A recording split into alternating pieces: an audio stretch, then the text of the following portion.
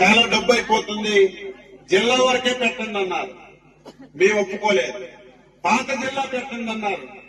లోకేష్ బాబు గారు అయితే ఎంత డబ్బు ఖర్చైనా పర్వాలేదు, మా మహిళలు రాష్ట్రంలో ఎక్కడికి వెళ్ళినా, ఈ రాష్ట్రంలో ఎక్కడికి వెళ్ళినా ఫ్రీగా బస్సు ఎక్కే కార్యక్రమం తీసుకున్నాం.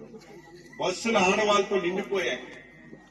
మొన్నటి వరకు ఆర్టీసీ బస్సులో 50 మంది ఎక్కే వాళ్ళ నోటికి మన స్త్రీశక్తి పెట్టక ముందు ఈ రోజు 90 మంది ఎక్కుతున్నారు. ఇంత ఆక్యుపేషన్ రేట్ విపరీతంగా పెరిగింది.